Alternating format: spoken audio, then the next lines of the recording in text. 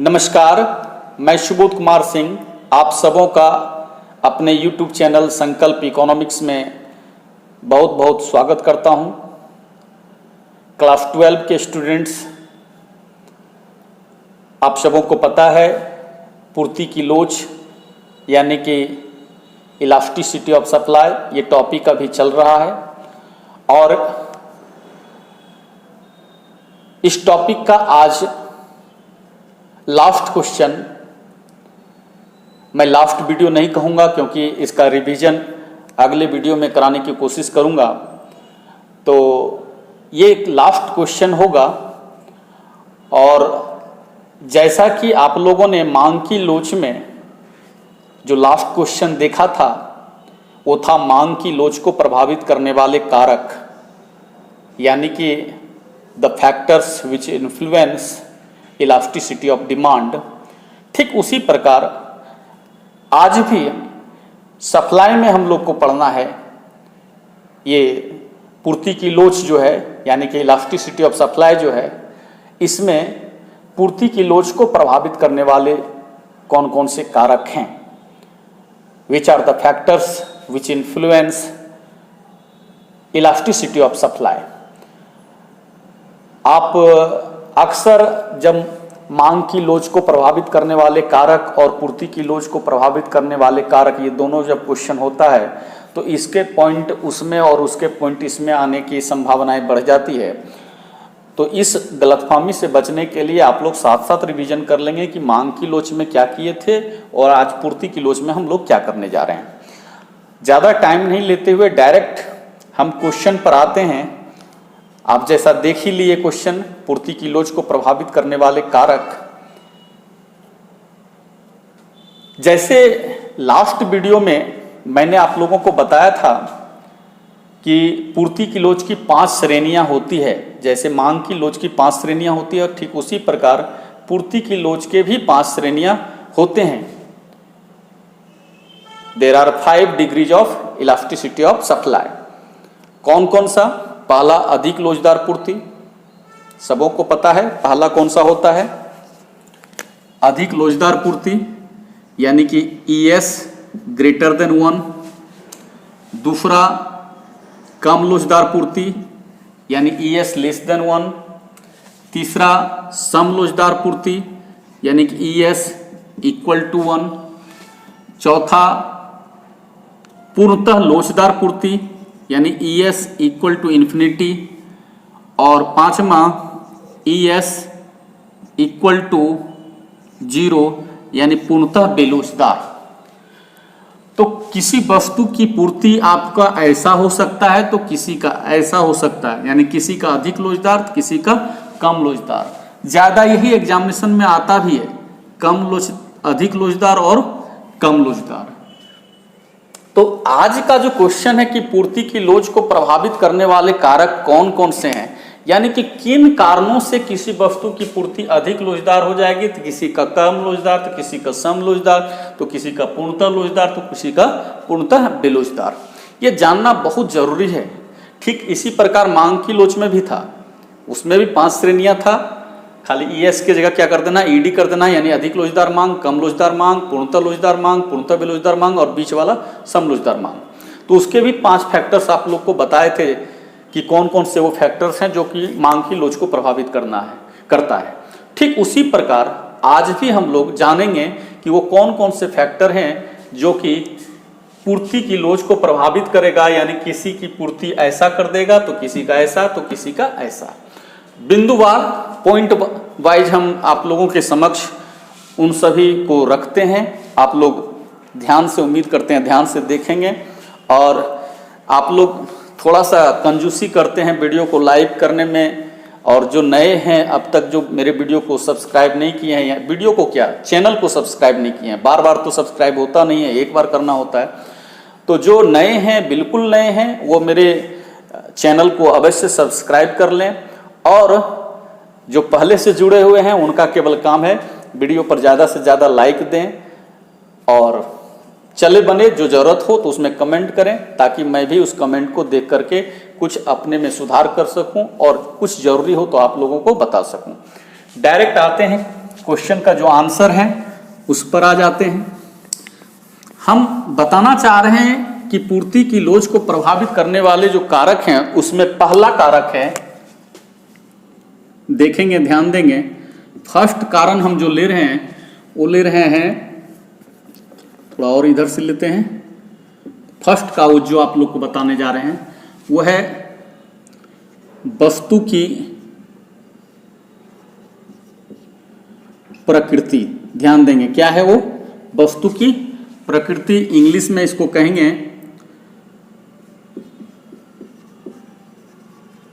Nature of goods. ये first cause है जो कि पूर्ति की लोच को प्रभावित करेगा। हम इसका क्या एक्सप्लेनेशन कर सकते हैं? पहले एक्सप्लेनेशन देख लें तब समझाएंगे।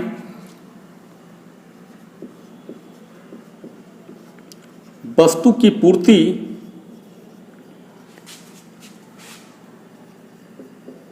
को प्रभावित या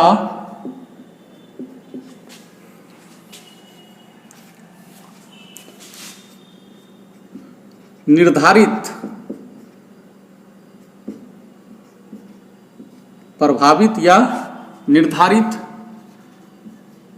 करने में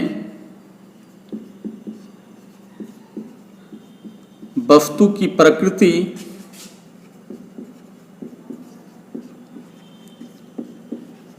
की भूमिका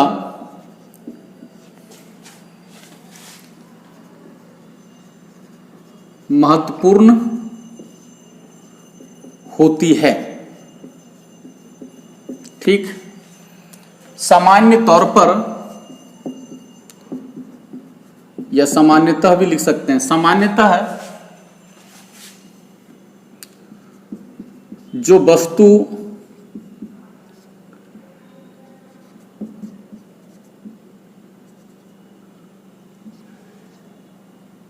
अधिक टिकाऊ होते हैं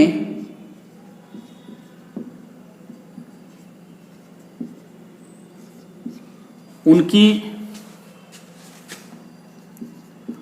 पूर्ति अधिक लोचदार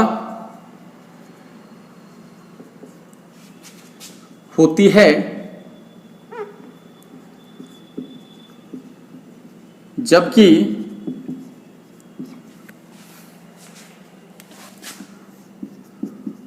जो वस्तु कम टिकाऊ यानी कि शीघ्र नष्ट होने वाली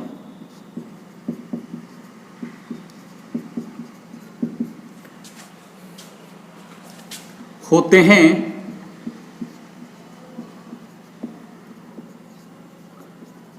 उनकी पूर्ति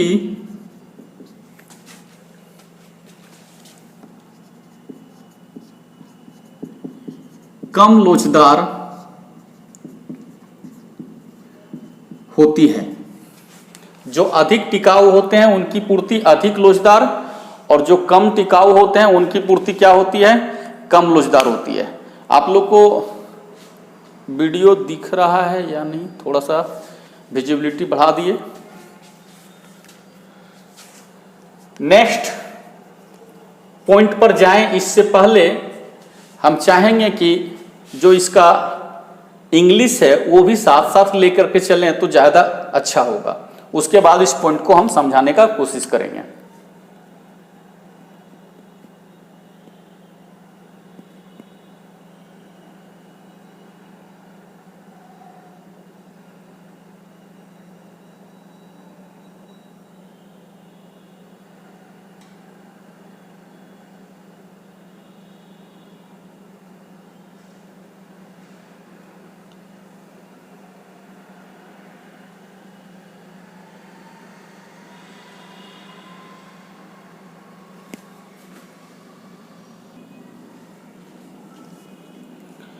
इंग्लिश में जो लिखेंगे वो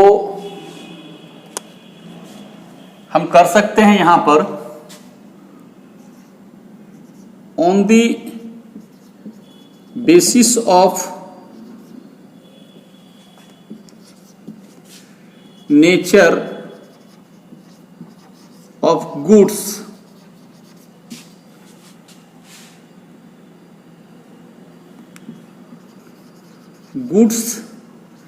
can be classified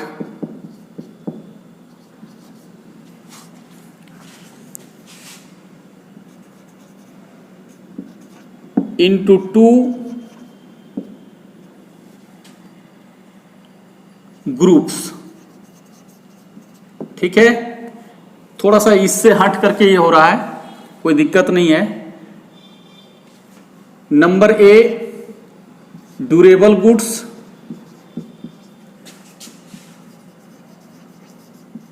durable goods यही हो गया अधिक टिकाऊ का, और दूसरा पेरिशेबल गुड्स। पेरिशेबल गुड्स हो गया आपका ये शीघ्र नष्ट होने वाली, यानी कि कम टिकाऊ।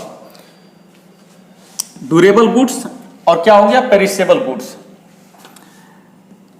ड्यूरेबल गुड्स में आप लिख दीजिएगा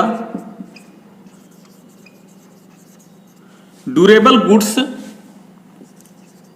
have more elastic supply because these types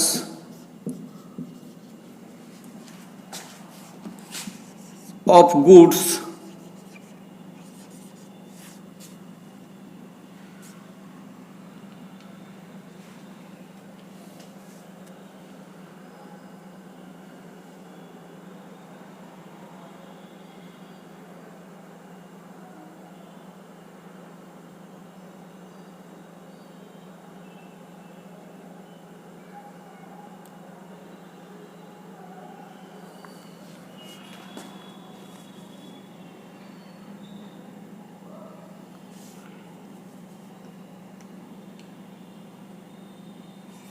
can be stored and its supply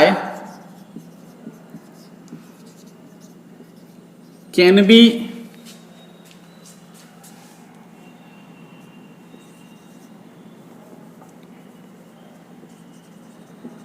changed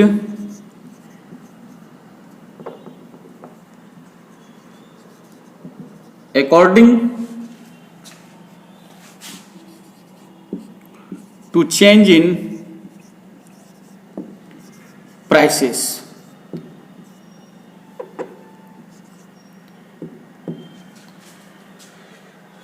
durable goods में लिखे हैं कि durable goods have more elastic supply because these types of goods can be stored. इसको हम स्टोर करके रख सकते हैं, खराब होने का डर नहीं है।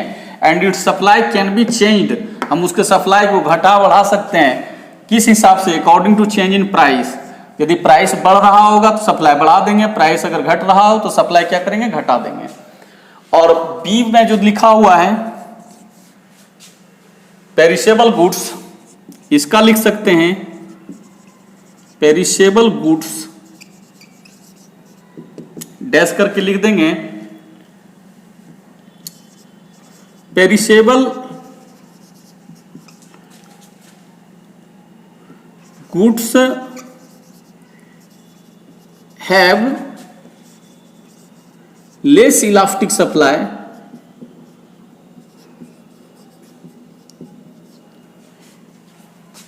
because these goods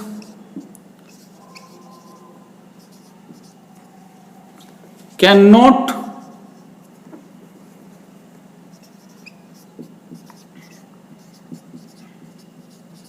be stored and have to be disposed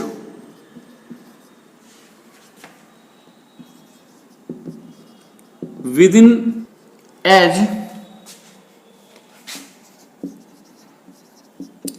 short period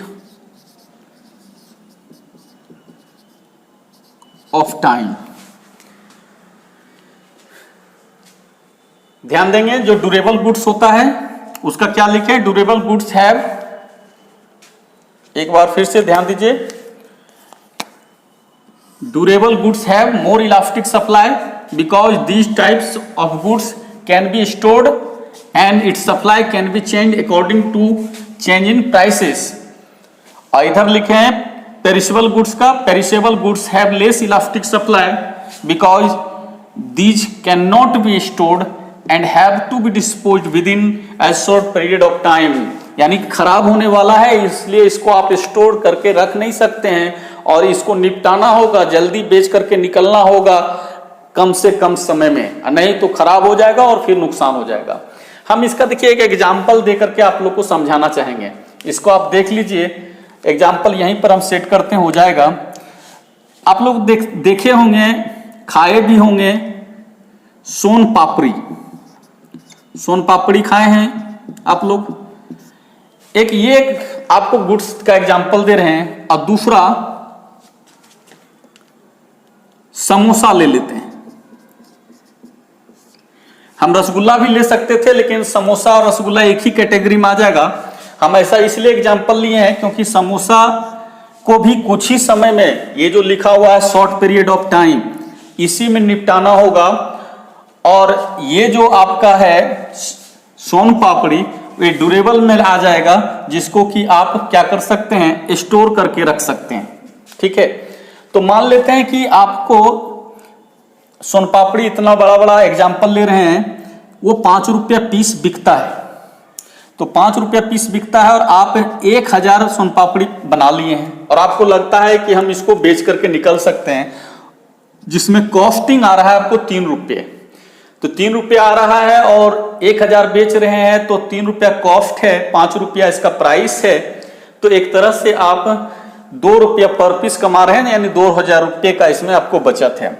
ठीक, समोसा भी 5 रुपये पीस है, ये भी आप 1000 एक दिन में बना करके बेच करके निकलते हैं और इसका भी 3 रुपये आपका प्राइस है, तो 2000 वहां पर भी कमाई हो रही है। अब क्या हुआ, सोन पापड़ी का रेट 5 रुपये से बढ़कर के 7 रुपया हो जाए, जबकि कॉस्ट इसका 3 का 3 ही रहे, और समोसा का भी 5 से 7 हो जाए, जबकि इसका भी कॉस्ट 3 का 3 ही रहे।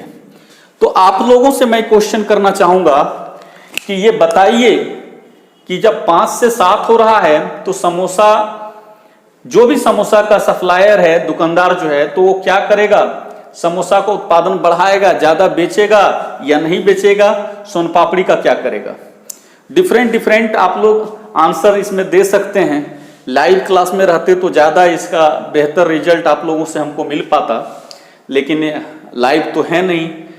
फिर भी आप लोग सोचिए, एक बार अपने से सोचिए कि जब रेट दोनों का सेम बढ़ा है, इसका भी वही इसका भी वही, तो ज्यादा मात्रा किसका बढ़ाएगा। क्योंकि लॉ ऑफ सप्लाई, जो पूर्ति का जो नियम है, वो तो कहता ही है कि कीमत बढ़ेगा तो पूर्ति बढ़ेगा। तो इसकी भी पूर्ति बढ़नी है, इसकी भी पूर्ति बढ़नी है, लेकिन ज्यादा किसका बढ़ेगा, ये 1000 से कितना तक जाइएगा और ये भी 1000 से कितना जाइएगा।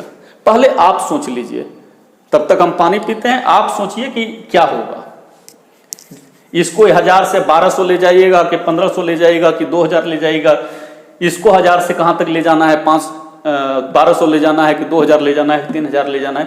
पहले आप सोचिए।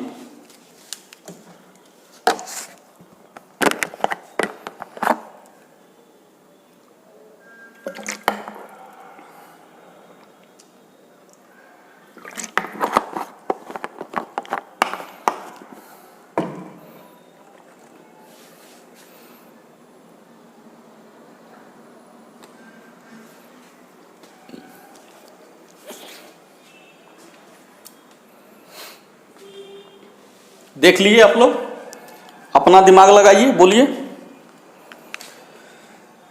मेरे ख्याल से सोन पापड़ी को, चूंकि आप देखिए प्रॉफिट यहां पर जब 7 के रेट से बिकेगा, 3 ही इसका कॉस्ट है, तो 4 रुपया बचेगा पर पीस। तो ऐसी स्थिति में मेरे ख्याल से ये हो सकता है कि 1000 से बढ़ा करके ये 1500 कर दे, 2000 भी कर सकता है। डबल भी कर दे इसका सप्लाई, क्योंकि प्रॉफिट हो रहा है। यदि ये सेम चीज इसमें भी करता 1000 से 2000 इसको भी अगर कर दे,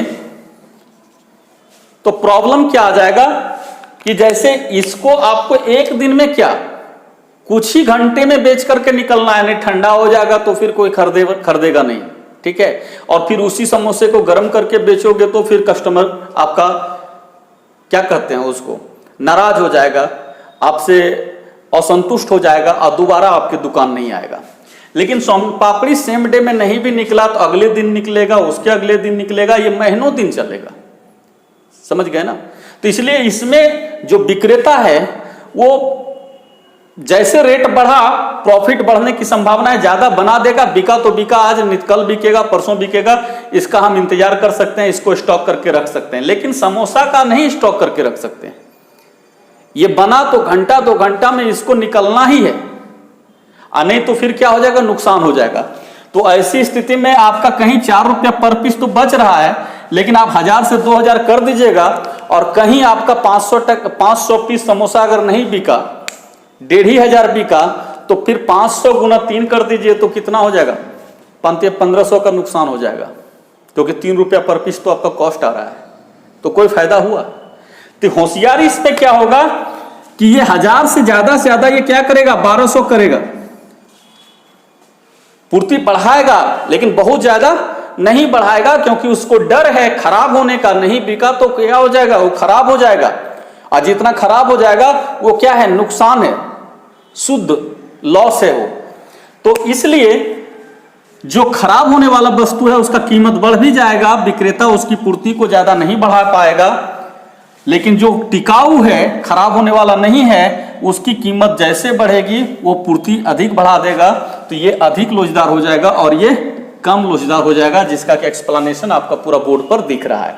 आप इसको सॉल्व करके भी देखिएगा तो ES का फॉर्मूला क्या होता है, delta Q by delta P into P by Q होता है। डेल्टा Q यही हो गया 1000 से 2000, यानी कि 1000 होगा डेल्टा Q बटे डेल्टा P, ये कितना हो गया 5 से 7 तो 2 हुआ, और फिर P बाय Q, तो P कितना है 5 गुना 5 बटे Q कितना होगा 1000, यही ना होगा। तो एक तरह से 1000 कट गया और आपका इधर 5/2 होगा, 5/2 यानी 2.5 होगा। 2.5 क्या हो रहा है, यानी कि ES ग्रेटर देन 1 हो रहा है, यानी कि एक तरह से मोर इलास्टिक सप्लाई हो रहा है। लेकिन आप इसको सॉल्व कीजिएगा तो इसमें हो जाएगा ES equal to delta Q by delta P into P by Q, और डेल्टा Q क्या होगा 1000 से 1200 यानी कि 200, चेंजिंग कितना का आया 200 का, और डेल्टा P यानी कि ये प्राइस 5 से 7 यानी कि 2, फिर P यानी ये पहला प्राइस होता है, ये बाद वाला प्राइस होता है, ये Q होता है और ये Q1 होता है, आप लोग को पता ही है। P कितना हो गया 5, Q कितना हो गया 1000, क्या जी 20 कैंसिल, फिर क्या हो जाएगा 5 दूना 10, यानी कि एक तरह से आ रहा है 1/4 यानी कि 0.25, आंसर क्या आ रहा है 0.25, and therefore ES less than 1, ये लेस इलास्टिक हुआ। यानी कि इसका जो निकलेगा पेरिसेबल का जो आप निकालेंगे वो एक तरह से क्या होगा ES लेस देन 1 होगा, लेकिन ड्यूरेबल का निकालिएगा तो ES ग्रेटर देन 1 होगा, मोर इलास्टिक होगा। तो ये एक पॉइंट आप लोग का कंप्लीट हुआ। इसको हम शॉर्ट में भी लेकर के चल सकते थे, लेकिन अच्छे से आपका कंसेप्ट क्लियर करने के लिए हम पूरा लेकर के चले हैं, और कोई बात नहीं है। अब आते हैं हम दूसरे पॉइंट पर। ऐसा करेंगे, आगे से इंग्लिश वाले को बोलते चले जाएंगे, आप मेरे वर्ड पर, मेरे सेंटेंस पर ध्यान देंगे, उसको नोट करेंगे, या वीडियो में हम स्क्रीन पर उसको टाइप कर देंगे ताकि आपको वो मिल जाए। और हिंदी का केवल यहां काम करते हैं, इंग्लिश वाले उस हिसाब से फॉलो कर लेंगे। तो इसको मिटाते हैं, कोई दिक्कत हो तो देख लीजिए पहले, और इसका स्क्रीनशॉट आप लोग ले लीजिए। चलिए मिटा दिए।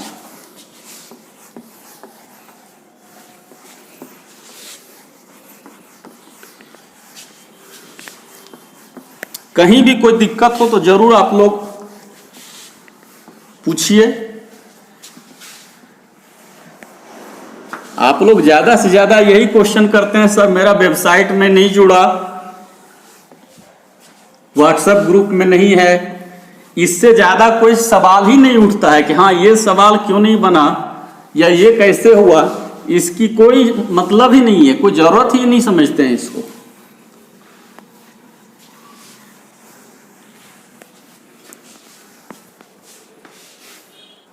चलिए आते हैं दूसरे पॉइंट पर। दूसरे पॉइंट में हम लिखेंगे उत्पादन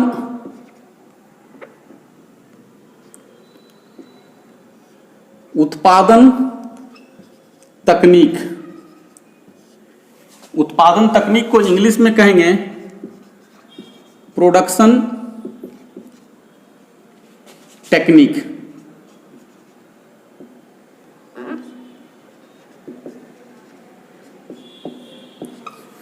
कोई भी चीज का हम प्रोडक्शन करते हैं तो उसमें हम कई तरह के टेक्निक का इस्तेमाल करते हैं, लेकिन कुछ टेक्निक ऐसा होता है जो कि बहुत ही कहिए तो वो सरल होता है, और कुछ का जो है टेक्निक जो होता है वो जटिल होता है या कॉम्प्लेक्स होता है, और कुछ जो होता है वो सरल होता है यानी कि इजी होता है।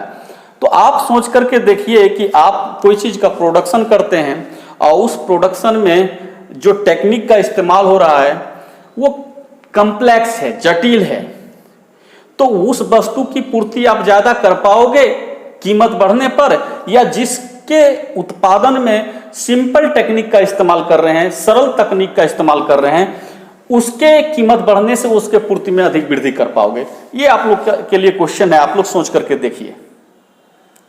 जैसे मान लेते हैं कि आप एरोप्लेन बनता है, अभी जैसे युद्ध की स्थिति बन रही है तो लड़ाकू विमान हो गया, टैंक हो गया, रॉकेट हो गया, मिसाइल हो गया, तो ये सब चीज है जिसका उत्पादन ना हम कर सकते हैं, ना आप कर सकते हैं, ना कोई और इधर उधर के लोग कर सकते हैं। क्यों? क्योंकि उसको बनाने का जो टेक्निक है वो सिंपल नहीं है, उसके लिए बहुत बड़ी पढ़ाई पढ़नी पड़ती है। बड़े बड़े जो इंजीनियर होते हैं, साइंटिस्ट होते हैं, वो वहां तक पहुंच पाते हैं। तो वैसे लोगों की संख्या कितनी है? बहुत कम है, और उसमें टाइम भी अधिक लगता है। तो मान लेते हैं चीन से युद्ध की स्थिति हो जाए और भारत चाहे कि जैसे हमारे यहाँ ही बनता है तेजस फाइटर प्लेन है वो बनता है, मिसाइल में जैसे ब्रह्मोस है, अग्नि है, आकाश है, नाग है, त्रिशूल है, तो ये सब हमारे देश में बनता है। लेकिन युद्ध अगर शुरू हो जाए तो ऐसा नहीं है कि आज लगे और कल तक जो है हजारों हजार लड़ाकू विमान और एक से एक मिसाइल बना करके तैयार कर देंगे। ये संभव नहीं है, ये समोसा नहीं है, रसगुल्ला नहीं है कि जितना चाहेंगे उतना उत्पादन कर लेंगे। हाँ, जो सरल तकनीक का जिसमें इस्तेमाल होता है, जैसे लड़ाई हो और डंडा बना के लाठी जो होता है, लाठी की अगर जरूरत महसूस हो तो हो सकता है कि तुरंत जाए जंगल झाड़ जा करके या बांस वगैरह काट करके और उसको छिल छाल करके लाठी तैयार कर लिए, वो तुरंत उसका उत्पादन हो गया। लेकिन जो बंदूक होता है, जो मिसाइल होता है, उसका उत्पादन तो तुरंत हो नहीं सकता है, और युद्ध के समय में ऐसे हथियारों का कीमत भी बहुत अधिक बढ़ता है। लेकिन फिर भी इसके उत्पादन में इतने जटिल तकनीक का इस्तेमाल होता है कि चाह करके भी, और टाइम भी ज्यादा लगता है, जिससे कि चाह करके भी हम इसके पूर्ति को नहीं बढ़ा पाते हैं। लेकिन जिसमें सिंपल टेक्निक का यूज होता है, उस तरह के काम करने वाले बहुत सारे लोग मिल जाएंगे, अगल बगल मिल जाएंगे, उसमें कोई विशेष दिमाग लगाना नहीं पड़ता है। जितना मन हुआ उतना हम उसका उत्पादन बढ़ा सकते हैं और कम समय बढ़ा सकते हैं, इसलिए उसकी पूर्ति क्या हो जाती है? अधिक लोचदार हो जाती है। तो हम इसका जो एक्सप्लेनेशन करेंगे वो इस प्रकार से कर सकते हैं।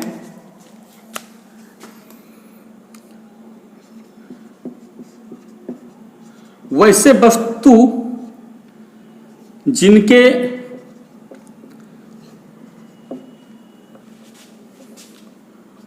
उत्पादन में सरल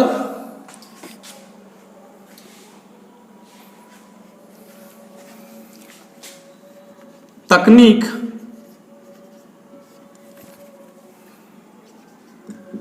का इस्तेमाल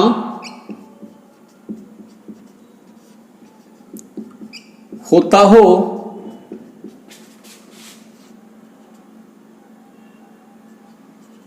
उसकी पूर्ति, बताइए क्या होगा? उसकी पूर्ति डैश होती है,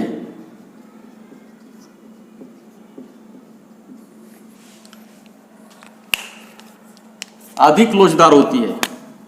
क्या होगी? अधिक लोचदार होती है। जबकि जिन वस्तुओं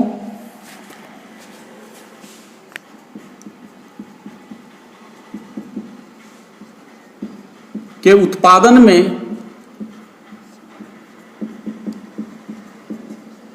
जटिल तकनीक का इस्तेमाल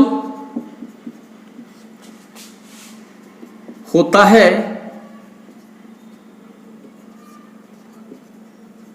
उनकी पूर्ति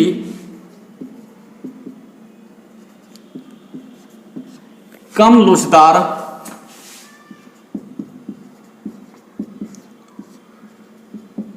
होती है।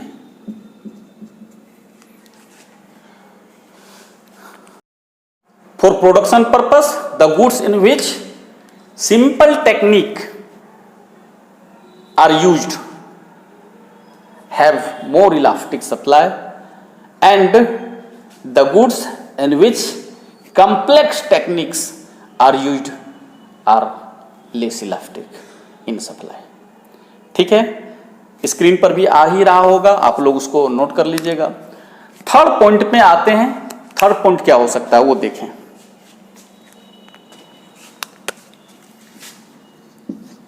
इसमें लेंगे उत्पादन लागत।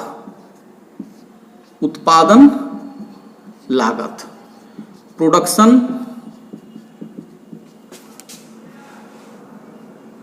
कॉस्ट।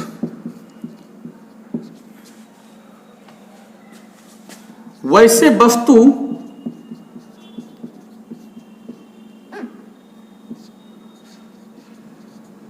जिनके उत्पादन में वृद्धि करने से औसत लागत,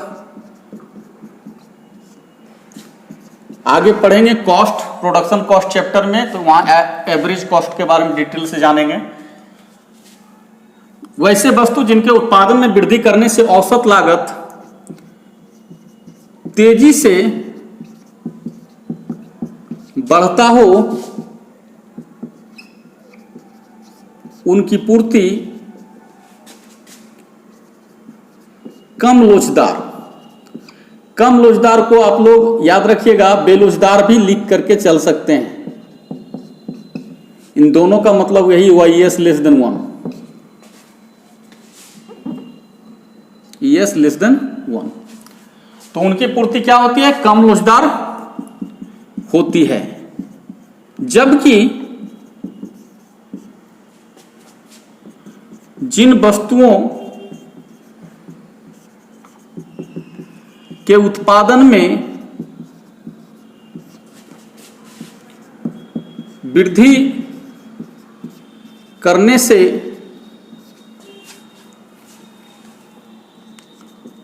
औसत लागत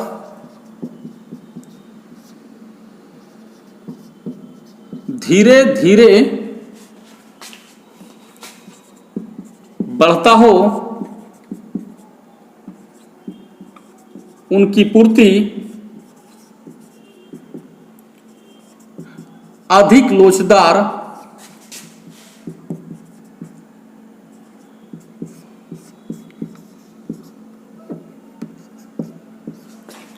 होती है। जैसे अभी जो एग्जाम्पल दिए कि 3 रुपया कॉस्ट था, एवरेज कॉस्ट 3 रुपया था और प्राइस 5 रुपया था, और इसका सप्लाई जो कर रहे थे कितना, 1000 पीस। हम सोन पापड़ी का ही एग्जाम्पल दे रहे हैं। तो एवरेज कॉस्ट यहां पर क्या है 3 है। अब मान लेते हैं ये प्रोडक्ट प्राइस इसका 5 से बढ़कर के 7 हो जाए, हम क्या करेंगे, इसका क्वांटिटी बढ़ाएंगे। लेकिन ये क्वांटिटी तभी ना बढ़ेगा जब ये 3 का 3 ही रहे एवरेज कॉस्ट। अब ये 2 बढ़े और ये 3 से बढ़कर के क्या हो जाए 6 हो जाए, तो हमारा एवरेज कॉस्ट कितना बढ़ गया 3 बढ़ गया, प्राइस जबकि कितना बढ़ा है 2। तो पहले तो हमको पर यूनिट 2 का प्रॉफिट था जिसके कारण 2000 बच रहा था। अब तो मेरा 3 से जब 6 हो जाएगा तो हमारा कॉस्ट कितना बढ़ गया 3 बढ़ गया ना। तो छोड़िए कॉस्ट कितना बढ़ा, अब देखिए हमको कॉस्ट 6 आ रहा है, एवरेज कॉस्ट 6 आ रहा है और प्राइस कितना है 7 है। तो ऐसी स्थिति में अगर हम इसको 1200 अगर करना चाहें, 1200 तो दूर की बात है, पहले 1000 ही रहने देते हैं। हम क्या देख रहे हैं कि पहले हमको 2000 हो रहा था, अब तो 1000 एक ही ना है जी, 3 से 6 हो गया, तो यानी कि कॉस्ट 6 रुपया है और प्राइस कितना है 7 है। तो एक तरह से 1 रुपया पर पीस बचेगा तो 1000 रुपया ही आएगा ना। तो ऐसी स्थिति में हम क्यों अधिक उत्पादन करना चाहेंगे। हो सकता है 1000 है तो हमको इसको 1100 में भी रख सकते हैं या 1000 का 1000 में भी रख सकते हैं। हालांकि इसके अनुसार हम क्या बता रहे हैं, कम लोचदार। क्या बता रहे हैं, कम लोचदार। तो हो सकता है कि चलो रेट बढ़ा है तो हम 1000 से इसको क्या कर दें 1100 कर दें। लेकिन इसके उल्टा स्थिति अगर ऐसा होता कि एवरेज कॉस्ट 3 था और मेरा प्राइस 5 था, हम क्वांटिटी जो सप्लाई कर रहे थे 1000, अब ये 5 से 7 हुआ, 5 से कितना हुआ 7, और ये भी बढ़े, ये 3 से 4, तो एवरेज कॉस्ट बढ़ा है लेकिन धीरे से बढ़ा है, एक ही बढ़ा है। यहां पर एवरेज कॉस्ट कितना बढ़ रहा था 3 बढ़ रहा था, और यहां पर एवरेज कॉस्ट कितना बढ़ा है 1 बढ़ा है। तो हम यहां पर नोटिस क्या करेंगे कि हमारे चीज का रेट 2 रुपया बढ़ा और कॉस्ट कितना बढ़ा 1। तो फिर भी हमको अगर देखा जाए तो यहां पर कितना हो रहा है, 7 में 4 निकाल दोगे तो 3 रुपये पर यूनिट का प्रॉफिट है। जबकि शुरू में हमको यहां पर देख रहे थे तो पर यूनिट प्रॉफिट कितना था 2 ही था। तो जब 3 रुपया पर यूनिट हमको प्रॉफिट हो रहा है तो 1000 हम क्यों बनाए, हम क्यों नहीं 1500 बना दें। तो इसका देखिए रेट बढ़ने से हम सप्लाई बढ़ाए, बहुत अधिक बढ़ाए। क्यों बढ़ाए, क्योंकि एवरेज कॉस्ट इसका कम बढ़ा है।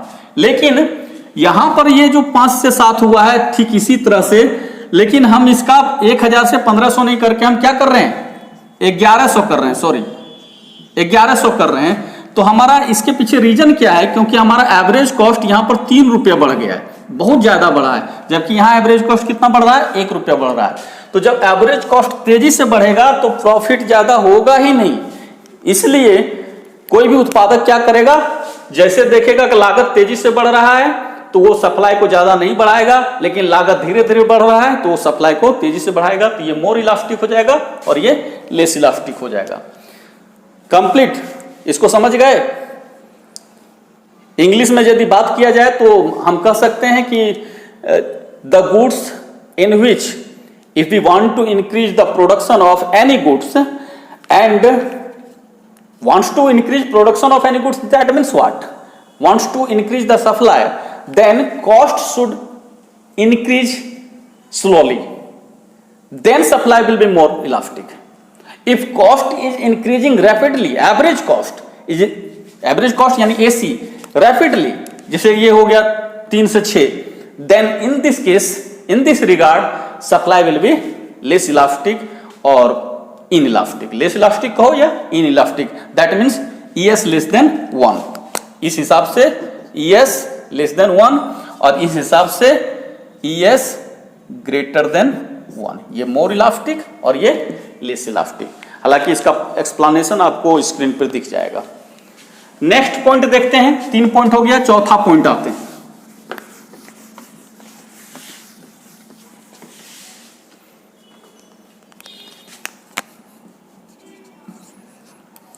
इसमें लेते हैं समय अवधि।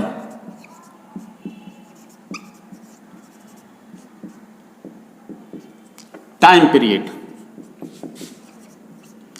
समय अवधि नहीं लिख करके हम टाइम समय तत्व लेते हैं, ज्यादा अच्छा रहेगा। समय तत्व, इसको इंग्लिश में कहेंगे टाइम एलिमेंट।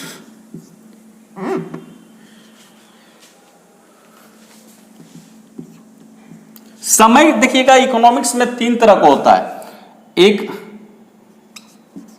अति अल्पकाल होगा, ठीक है, एक अल्पकाल होगा और एक दीर्घकाल होगा। अति अल्पकाल मतलब घंटा, 2 घंटा, 3 घंटा हो सकता है, या डे के अनुसार चलिएगा तो 1-2 दिन हो सकता है, तो ये सप्ताह 10 दिन हो सकता है, ये महीना साल हो सकता है। हालांकि दीर्घकाल को सालों में हम देखते हैं। मतलब ये सबसे कम समय, ये उसके बीच वाला, और ये सबसे अधिक वाला होता है। तो इसके अनुसार कैसे इलास्टिसिटी ऑफ सप्लाई इफेक्टेड होगा वो थोड़ा सा देखिएगा।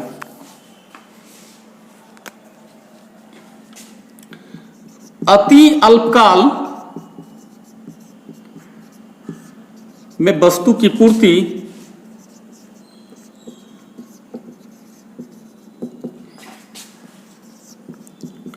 पूर्णतया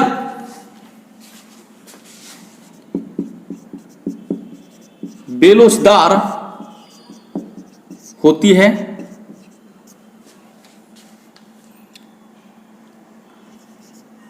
अल्पकाल में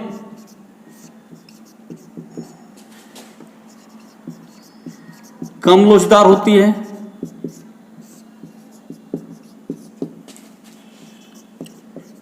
जबकि दीर्घकाल में अधिक लोचदार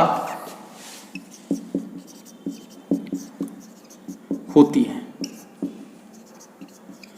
अति अल्पकाल मतलब आपके पास समय ही बहुत कम है, इतना कम समय है कि कीमत बढ़ भी जाएगा तो आपके पास टाइम ही नहीं है प्रोडक्शन बढ़ाने का, तो चाह करके भी आप क्या करेंगे, उसका सप्लाई नहीं बढ़ा पाएंगे तो पूर्णतः बेलोचदार हो जाएगा। हाँ, थोड़ा बहुत टाइम है तो कुछ कोशिश कर सकते हैं, तो थोड़ा बहुत हम सप्लाई बढ़ा सकते हैं। लेकिन दीर्घकाल की बात है, हमारे पास बहुत समय है। आप मान लेते हैं दूध का सप्लाई करते हैं, दही बेचते हैं या मीठा बेचते हैं, मीठा का दुकान है, दही का दुकान है, और अचानक कोई आकर के कहे कि 1 घंटा में हमको 5 टन दही चाहिए, कहां से दे पाइएगा?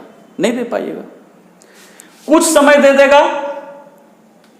अल्पकाल वाला बात कर रहे हैं, तो हो सकता है कुछ आप इधर उधर से व्यवस्था कर सकते हैं। लेकिन दीर्घकाल का जब बात हो, आज आकर के कहे और कहे कि हमको दीजिएगा जनवरी में, अभी आपका अक्टूबर है, आज 16 अक्टूबर है, और आपको कहे जनवरी महीने में जाकर के कि हमको चाहिए 5 टन दही चाहिए या 10 टन दही चाहिए, कहेगा निश्चिंत रहिए ना। तो समय जब रहेगा तो फिर हम क्या करेंगे, हमारे पास समय है, हम एडजस्ट कर सकते हैं, सब चीज मैनेज कर सकते हैं, हम सप्लाई को क्या कर सकते हैं, बढ़ा सकते हैं, तो वहां पर अधिक लोचदार हो जाएगा। लेकिन टाइम ही कम है तो फिर चाह करके भी सप्लाई नहीं बढ़ा पाएंगे, तो वो क्या होगा, बहुत कम समय है तो पूर्णतः बेलोचदार हो जाएगा, कुछ समय है तो कम लोचदार होगा, और दीर्घकाल है तो फिर अधिक लोचदार होगा। तो इस तरह से 4 पॉइंट आप लोग देख चुके हैं। इसमें कोई दिक्कत है तो बताइए, हमको नहीं लगता इसमें कोई दिक्कत होगा। अंतिम पॉइंट पर हम चर्चा करने जा रहे हैं, 5वां पॉइंट,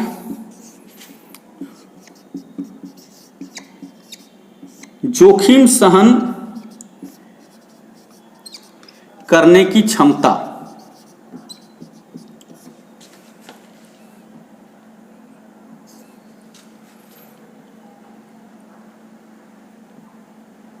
रिस्क बियरिंग कैपेसिटी। कोई भी उत्पादक होता है, वो उत्पादन करता है तो रिस्क रहता है। आप बिजनेस स्टार्ट करके देखो ना, अभी दही दूध की बात कर रहे हैं, आप खटाल खोल लिए तो उसमें रिस्क नहीं है क्या? सबसे पहले तो गाय खरीदोगे, गाय साथ देगी कि नहीं देगी? कहीं ऐसा तो नहीं है कि 5 गाय खरीदे, उसमें कोई बीमारी ऐसा आ गया 2-3 गाय मर गई, नुकसान हुआ कि नहीं हुआ?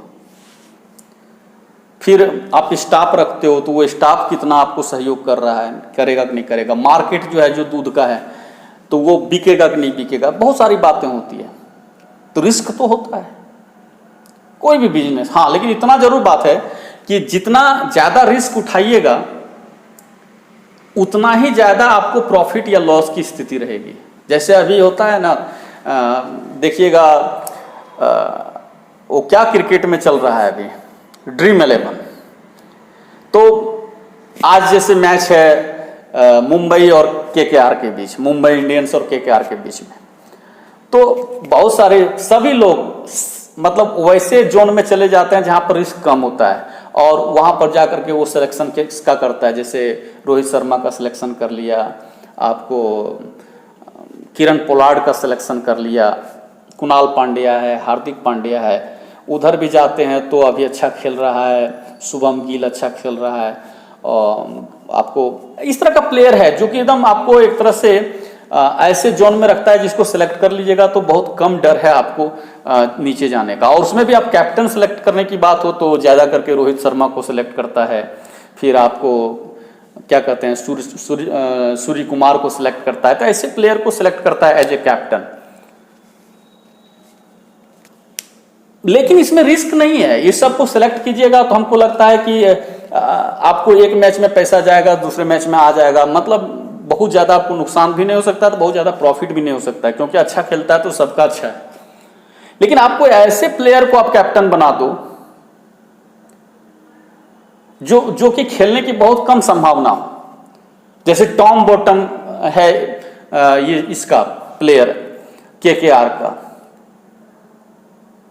आप उसको सेलेक्ट कर लो, उसको कैप्टन बना दो। कोई ऐसा बॉलर ले लो जो कि उतना फेमस नहीं है, प्रसिद्ध कृष्णा, उसको कैप्टन बना दो और वो 4 विकेट ले ले, 5 विकेट ले ले, देखिए आप लाखों करोड़ों जीत जाइएगा। लेकिन ऐसे प्लेयर को सिलेक्शन में आप रखते हैं तो ये भी तय है कि लगभग मैच जो है आपका हाथ से जाएगा, आप हारेंगे। तो जहां रिस्क ज्यादा है वहीं पर ज्यादा भी प्रॉफिट हो सकता है, लाख 2 लाख करोड़ आ सकता है, और वहीं पर लॉस भी हो सकता है, आपको एक पैसा भी रिटर्न ना हो। लेकिन आप रोहित शर्मा को सिलेक्ट करते हो, दिनेश कार्तिक को सिलेक्ट करते हो, शुभम गिल को सिलेक्ट करते हो, तो ऐसे प्लेयर को जब सिलेक्ट करके चलते हो तो फिर आपको जितना पैसा लगा उतना पैसा आने की पूरी संभावना होती है। इसका मतलब है कि नो प्रॉफिट नो लॉस का जोन है ये।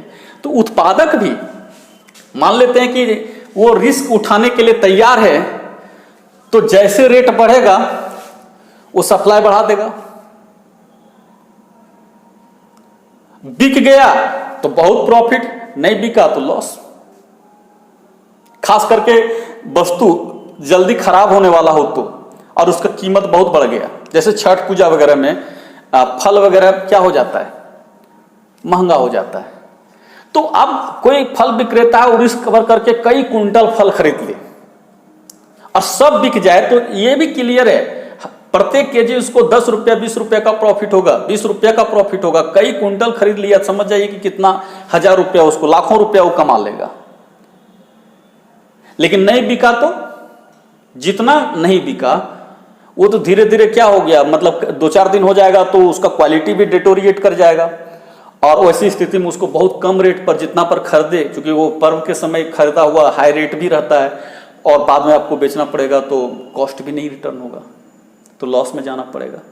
लेकिन अगर बिक गया तो आप ही का चांदी है, चला गया तो फिर आप ही को नुकसान भी है। तो जैसा है, जैसे रिस्क उठाएंगे वैसा ही होगा। अगर आप में रिस्क उठाने की क्षमता अधिक है तो जैसे कीमत बढ़ेगा आप पूर्ति को क्या करोगे, बढ़ा दोगे। यानी लिखेंगे यदि उत्पादक अथवा विक्रेता में रिस्क जोखिम सहन करने की क्षमता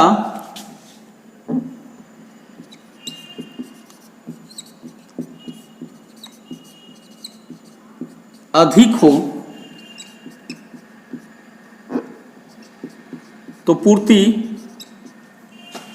अधिक लोचदार होगी।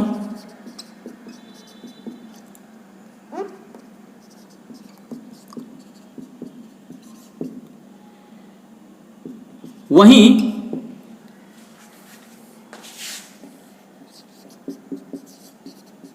जोखिम सहन करने की क्षमता कम होने पर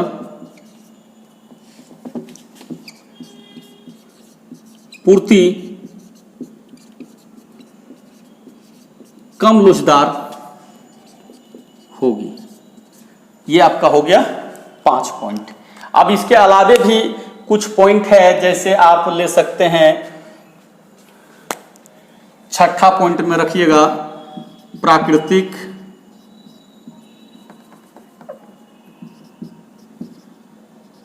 प्राकृतिक बाधाएं।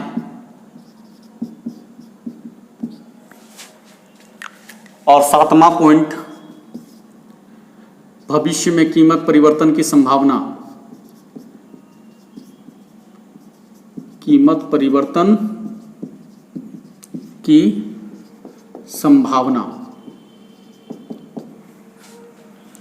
Price possibility of price change in future. और ये नेचुरल हर्डल। तो ये सब है जो कि प्रभावित करेगा। आप सबको कितना एक्सप्लेन करें, तो इस तरह से एक पॉइंट तो मिटा चुके हैं। आपका यहाँ पर दूसरा, तीसरा, चौथा, पांचवा, टोटल 5 पॉइंट। एग्जामिनेशन में ज़्यादा से ज़्यादा आपको 4 पॉइंट लिखने के लिए आएगा, इससे ज़्यादा नहीं आएगा। तो ये था पूर्ति की लोच को प्रभावित करने वाले कारक या पूर्ति की लोच को निर्धारित करने वाले कारक, factors which affect elasticity of supply. आप लोग को वीडियो कैसा लगा कमेंट बॉक्स में जरूर कुछ लिखेंगे और लाइक जरूर करेंगे। अच्छा लगेगा तो लाइक करना, और तब तक के लिए हमको आज्ञा दीजिए।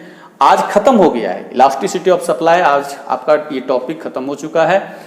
अगले वीडियो में एक बार हो सकता है इलास्टिसिटी ऑफ सप्लाई को थोड़ा सा रिवाइज कर लें, वो लाइव क्लास में आकर के इसका रिवीजन करने की कोशिश करेंगे। पहले 1 घंटा 2 घंटा बता देंगे कि कब लाइव आना है, लेकिन आज हमें तब तक के लिए आज्ञा दीजिए। जय हिंद, जय भारत, थैंक यू।